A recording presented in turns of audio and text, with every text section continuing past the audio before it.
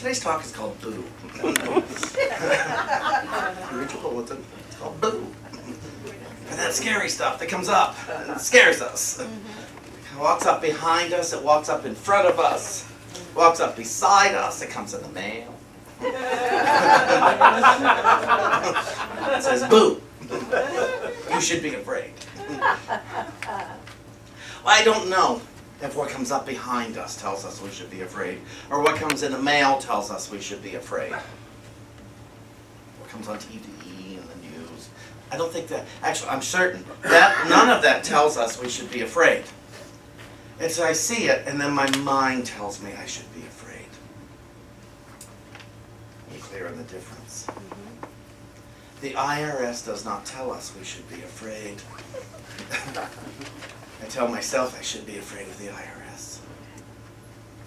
Unless my taxes are fully paid. And then I don't care about the IRS. I'm not worried about the IRS. Unless they made a mistake. Oh my God. If I'm driving at the speed limit, I have no reason to fear the police, do I? To tell myself I should be afraid of the police. But if I exceed the speed limit and I get pulled over, I might just tell myself I should be afraid, especially if I don't have my insurance papers and my, what was that, registration in the car. That happened once. I got pulled over. I was speeding, and I did not have registration or insurance thing in the car. David had both of them in his car, we discovered. It scared me a lot. And the policeman was extremely nice. He told me that he actually lowered the amount of miles I was driving so I wouldn't have to go back to school and get a license. And he didn't worry about it. Of course, I had no record of that. I hadn't been stopped in years. It was just a hard day. It was hard to be me that day. And David found out just how hard it was to be me because I shared the wealth.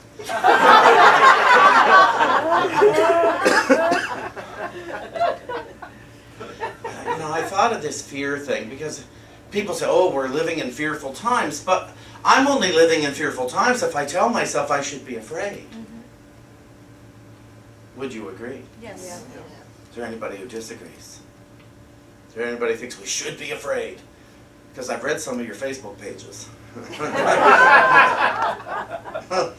So I think some of you disagree.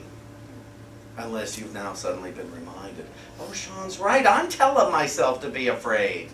I'm telling myself this is scary. I forgot. It just seems so natural to be afraid. I don't know if you had my mother. My mother taught me a lot of what I'm supposed to be afraid of. And I took on a lot of those thoughts. I decided to agree with her, especially here in my dotage.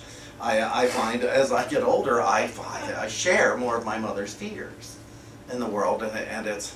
But I'm aware more and more that I choose it.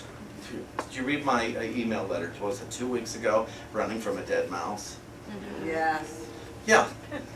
Apparently not enough of you read our email. Goes out every week. I put interesting things in it.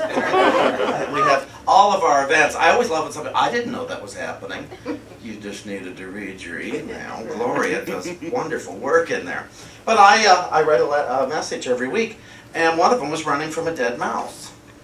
Because a few years ago, I pulled a bucket down from, a great big ice bucket thing for a picnic or something, down from a shelf, and there was a dead mouse in that bucket. I threw that bucket. I said, David! David had to come and get a dead mouse. I know that I told myself to fear that dead mouse. Now, had it been a live one, I would have done the same thing. A mouse is a mouse, and dead or alive, I seem to feel that I'm less afraid than I was a few years ago. I hope I am, but I hope I don't get tested. That's my dream. But spiritually, either God is or God isn't. Physically, either God is or God isn't. And am I supposed to be afraid? That's what it comes down to. Am I supposed to be afraid of money? Am I supposed to be afraid of my body? Am I supposed to be afraid of critics, whether it be for being on a stage or walking through the mall? Because there's a critic everywhere we go, isn't there? And often it's me. But am I supposed to be afraid to drive anywhere? Am I supposed to be afraid to go to church? Am I supposed to be afraid to change? I think that's the biggest one. It's terrifying to change. It's just terrifying. Last week I was at a men's retreat.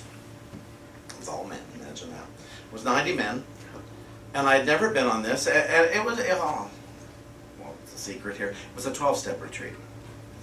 And we covered 12 steps in 2.5 days. 12 speakers, and had a lovely prime rib dinner. If you like meat, you'd be enthusiastic about that. If you don't, you might be appalled, but it was delicious. And in that time, now in the past couple of years, I have been searching for, I'm going to use the word mentor here. I've been searching for a new mentor since about my 19th year of sobriety.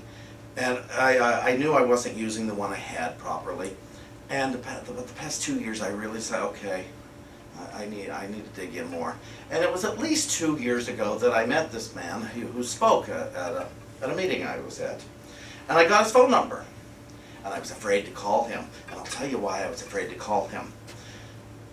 I knew if I worked with him, he was going to take away from me the stuff that doesn't work. And I love the stuff that doesn't work. I'm very fond of what does not work for me. How do I know that? Because I hold on to it with a very script. He's not going to take it away from me, and you're not going to take it away from me. If it gets taken away, it's a fluke. But I want to dig deeper. I want my prayer life to be full and rich. And I want all of the promises, spiritual promises that I've ever been offered. And I am entitled to them because they're promises. And so I finally went to call this guy, and the number was not on my phone. I have no idea what happened to it. And it was a little disconcerting. And last Friday night, I sit down at a table at this retreat, and this man sits next to me. He didn't recognize me. He had no idea who I was. But I recognized him, and I said, oh, you're such and such, and we met a couple of years ago. He said, really? I have no idea. And I said, I got your phone number, and I lost it. He said, well, here, let me give it to you. And he said, what's your phone number? I'll dial it right into your phone. And his name and number came right up in my caller ID. Wow. I don't know how that works. Wow. So apparently it was in my phone somewhere. Well, I walked away with the new mentor last week. On Saturday afternoon, I said, would you like to work with me? Because I want to go deeper into the 12 steps. I want to do this. And I said, and I know what it's going to cost me. It's going to cost me what doesn't work for me. And I haven't felt particularly well all week long. Which concerns us, oh man, am I going to have to do all this work to feel well again? I haven't felt well in my body. I've had a cold that's lingered. I've been tired and listless, out of sorts, snapping at him. And I can for once say he didn't do anything to really. For once. Point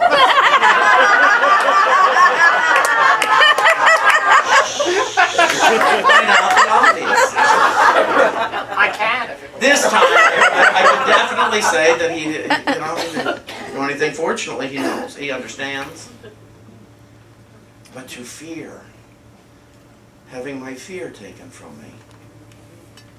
To fear my lack being taken away. To fear having destructive behaviors taken away. To fear giving it all up for my good. It's an odd thing. It's a bizarre thing. Nevertheless, I'm sure most of you could identify with me. If I came to you and said, here's the deal. I'm going to give you all the money that you need. I'm going to give you all the health that you could ever want. I'm going to give you peace. I'm going to give you security. I'm going to give you love. I'm going to give you everything you need. But I'm going to take away your hatred. I'm going to take away your opinions that you think are right. I'm going to take away from you your Facebook privileges. I'm going to take away from you your resentments. I'm going to turn the people you hate into your brothers and your sisters. Some of you would say, no thank you. That's too horrifying, because I wouldn't know who I was if I didn't have my hatred, if I didn't have my resentments. If I weren't poor, who would I be? If I weren't sick, who would I be? If I weren't, how do I know this? Because I've been offering it for years. And people are still asking for it to be taken away while having a conversation that tells them, me and them, how awful they are. While telling me what's wrong with them, they're still maintaining the conversation that it's the Christian version of saying they are sinners. It's a New Thought version of saying they are sinners. Instead they say, I'm terrible, I'm bad, I'm guilty. Instead of saying I'm a sinner. It's just different language. It's the same intention. And it is the thing as if we could get into God's good graces through guilt. You cannot get into the kingdom of heaven, which is a state of mind, not a place we're going to when we die. You cannot get into the kingdom by way of guilt. You cannot get into a heaven state of mind through shame. That which we call God has no need of those things. That which we call God just needs us to identify as God. And so somebody said to me the other day, is that egotistical? I said, no. That is humility. To identify as power and presence and love and wisdom. You don't have to understand it. You don't have to explain it. But identify as light rather than as darkness. And then somebody will say to me, well, yes, but you don't understand, Shawn. You don't know. You don't know the things I've done. You don't know what my financial position is. You don't know what's happening in my body. And I'm going to tell you what I think God would tell you if God were a person who would tell you. I don't care. That means nothing to me. How awful you are. Tell me how good you are. Tell me a good thing about you. When I say good, I mean something that is in alignment. Tell me some piece of your light while you're telling yourself. Don't try to convince me that you're a horrible person. Trust me, if you are horribly behaved, I can see it. You don't have to tell me. But it's just horribly behaved. It's not a horrible person. Do you see the difference? Some of my behaviors have just been awful since I was a little child. Just only because I forgot, though. Just because I forgot my light. I'm willing to bet I had some behaviors last week that were pretty rough. Because I forgot my light. This week, I know I've been on edge because I'm in conflict. I have conflict between what I know is right and what I'm afraid of losing. If I have no opinions of you, how do we have a relationship?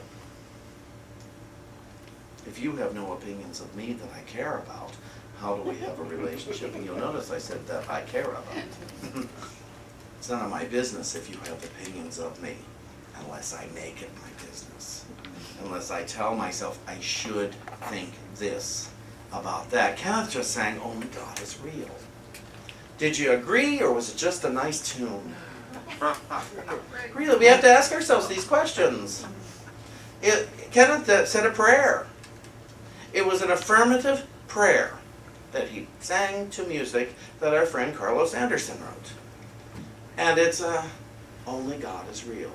All the rest is just illusion. Well, how fantastic is that? How great is that? The stuff, that confusing stuff is illusion. And let me tell you how you can know how. If it can change, it's not real. If it can change, it's not real. I like to emphasize these things. Some people say, oh, you repeat yourself. Yeah, I know, and I'll do it again. One time I said, how many times do I have to hear this? And I heard, as many times as I need to. So as many times as you're hearing it, you still need to, trust me. And so, all the rest is just illusion. So what would change? Well, what if we say, God does not change, but my understanding of God does. Therefore, my understanding of God is not real. But God itself is real. Principle, truth, wisdom is real. It is very true. My understanding of them is not. Love is real. But my practice of it and my understanding of it is not, because it keeps shifting and changing. Money is not real because it keeps shifting and changing. It's very cyclical. You know, what I think about you guys, what you think about me couldn't possibly be real, because how many of us are even showing our real selves? Let alone are we deciding, I want to know your real self. You know, because your real self is just light, and that's not very interesting, is it?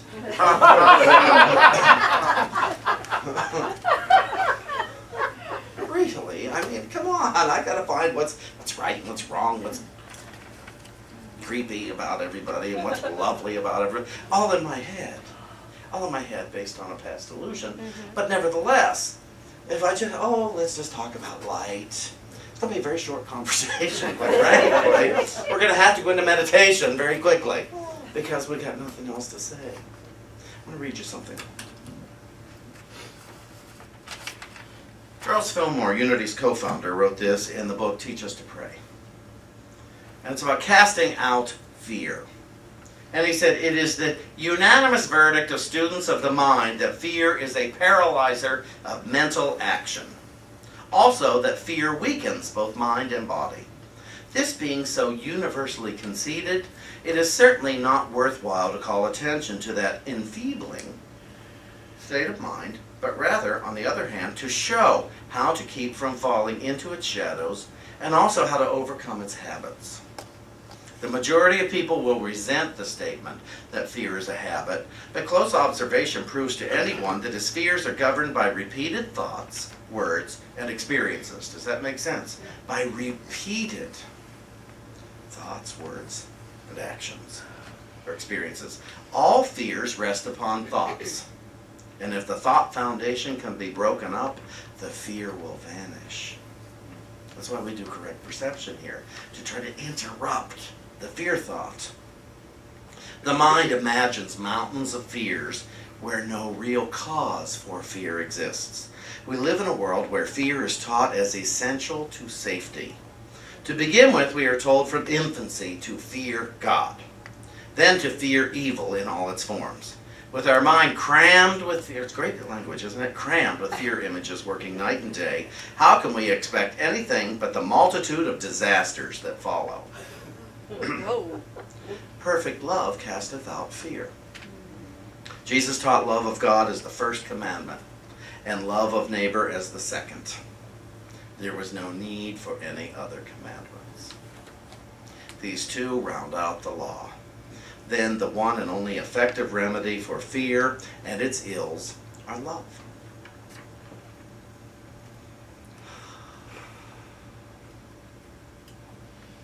Yes?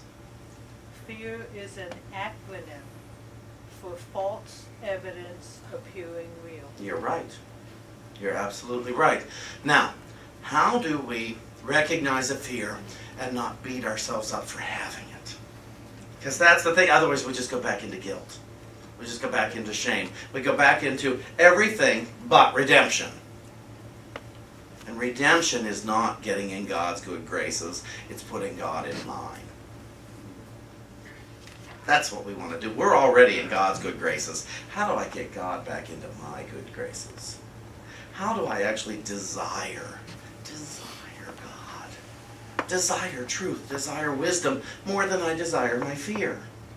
How would I do that? Well, it says perfect love casteth out fear. So it seems to me I need to get into spiritual understanding of the laws of love. Practice it as best you can to start with. But you can Google it and get greater understanding. I think any of us here understands the basic essentials of love. which perhaps is, shut up. Shut up. You might start with that. Interrupt a story that seems to be the opposite of love.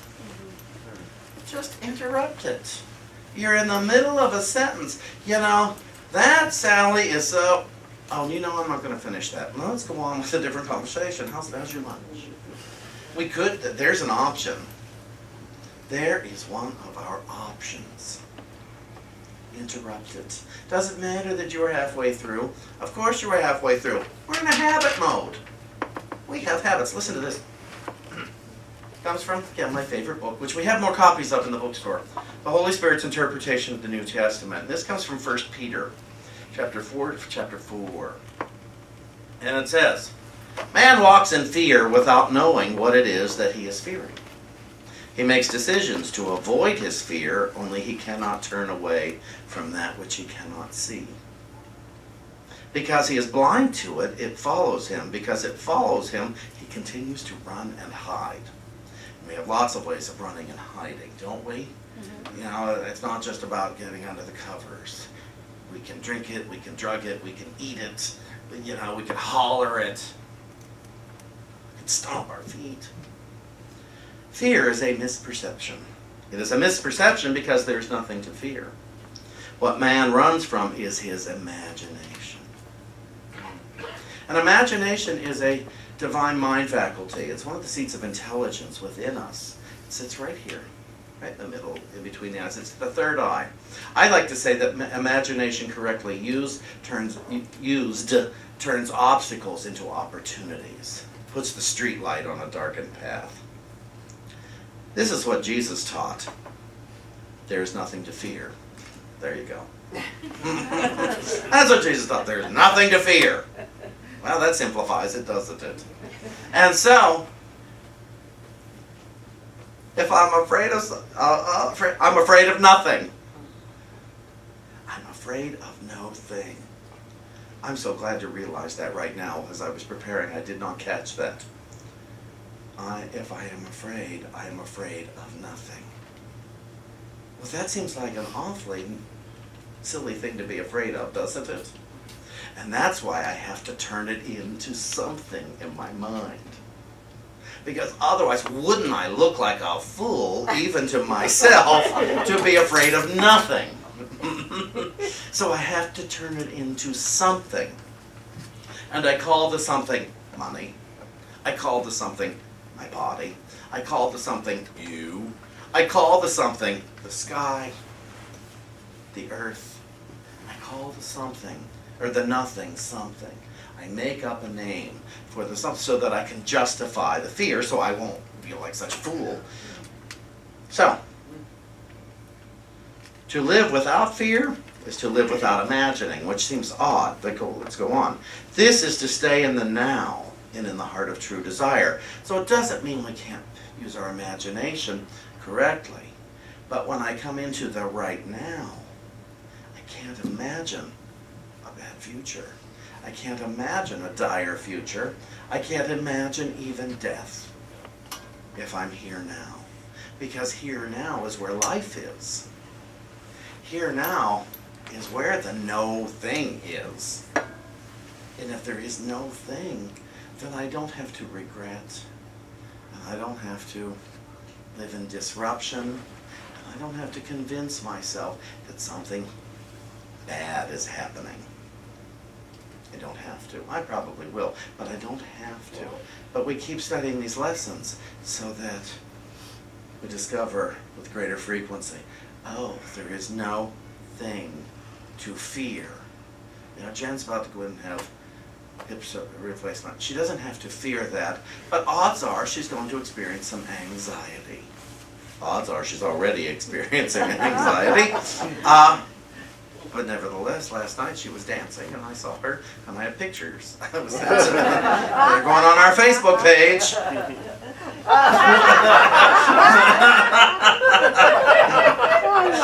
The other one.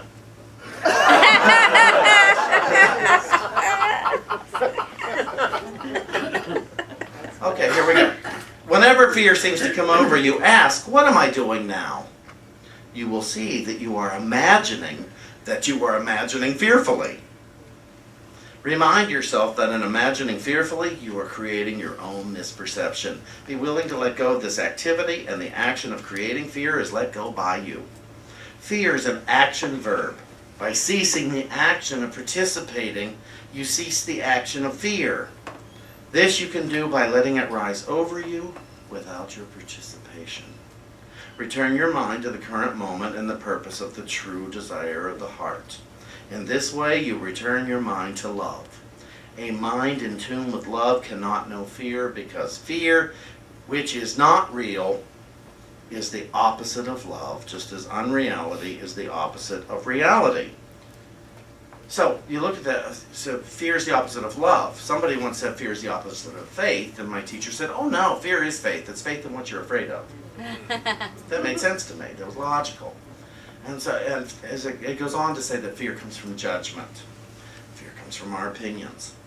So, what I encourage us to do this week is to interrupt our fear thoughts long enough to say, do I really need this? Is this what I want? Mm-hmm.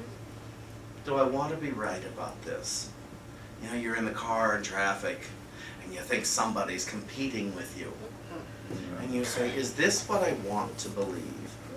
Is this what I want to be thinking? That somebody actually wants to compete with me, a stranger?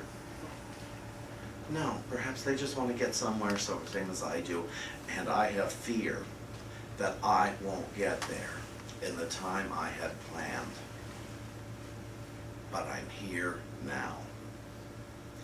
You know, sometimes I get aggravated, we get in traffic, we get in everything, and David says, well, at least we're here together, and I say, you're right. And I calm down, and I change my thoughts. And I say, please get off your phone, and I keep me company. Actually, I haven't said that in a long time. I haven't needed to. But, you know, look at your life this week. Look at your thoughts, examine them, explore them. I'd say, wait a minute, if only God is real, is God competing with me down the highway? Is God making me sick? Is God being rude to me in the grocery store? If only God is real, what's happening right now? Well, I'm telling myself a story right now. That's what's happening right now. Right now, this minute, if I'm aggravated, if the peace has been disturbed, as I like to say, who disturbed it? I did. By my telling myself a story that this person shouldn't have done this, and now I have to be upset. My next story can be, this happened. I don't know why it happened. I only know my reaction to it. I can forgive myself for that. And when I forgive myself for that, then I can forgive the other person who maybe knocked over the big pile of cans or ran into my cart without looking, or was just in my way, or said something, or did something, or looked a certain way. Right here, right now, only God is real. Only God is real.